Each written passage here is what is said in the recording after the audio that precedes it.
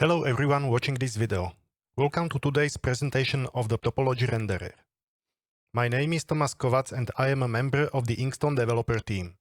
More information about the Inxton could be found on the webpage www.inxton.com. In this video I would like to introduce TopologyRenderer and show how to install and use it.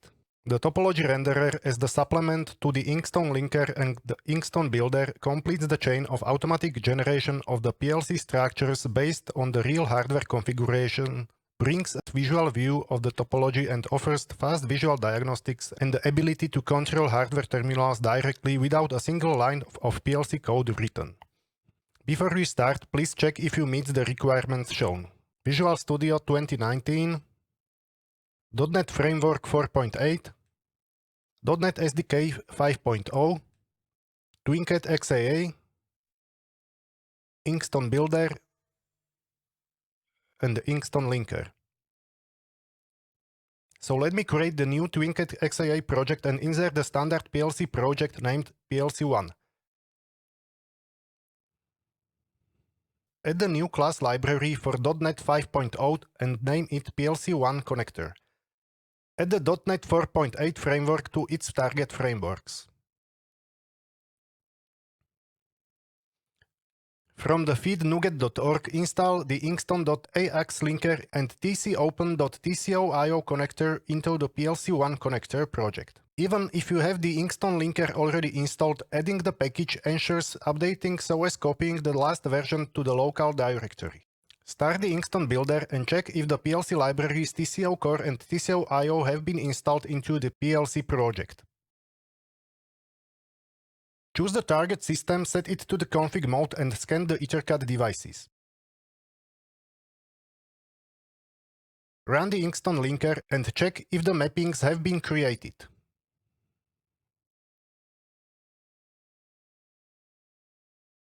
As the content of the PLC project has been changed by adding structures and a global variable list, run the Inxton builder again and check if the .NET classes have been generated.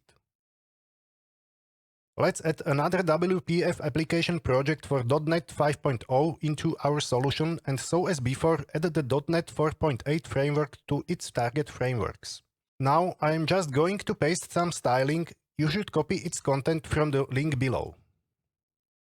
Let's add a reference to the PLC1 connector project and again from NuGet.org let's install the package tcopen.inxton.tcoio.wpf into the WPF application project. In the app.xaml.cs file, we will need to add the namespaces PLC1 and vortex.adapters.connector.tc3.adapter. Now let's add public static property PLC1 of the PLC1 twin controller. Enter your target AMSNet ID and AMS port into the create method. Let's create the constructor of the application and add the calling of the build and start method of the PLC1.connector.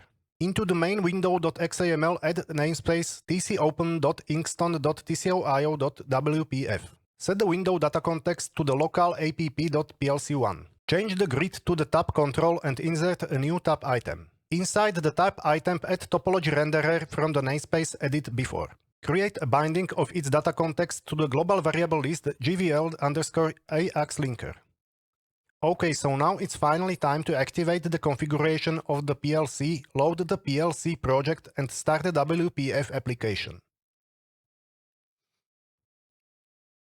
Let's discover the result. Each terminal that is not in the OP mode signals its abnormal state by changing its color to the error color. The round icon in the top right corner of each input terminal reflects the states of the wcstate.input toggle variable of the terminal. So if it is changing its value, input data is red. The warning icon in the top left corner of the terminal reflects the states of the wcstate.wcstate variable of the terminal. If it is visible, it signalizes that the data of the terminal is invalid. Let me unplug the EtherCAT cable directly at the port of the PLC. As you can see, all related terminals immediately changed their colors to the error colors so as their state back to init state.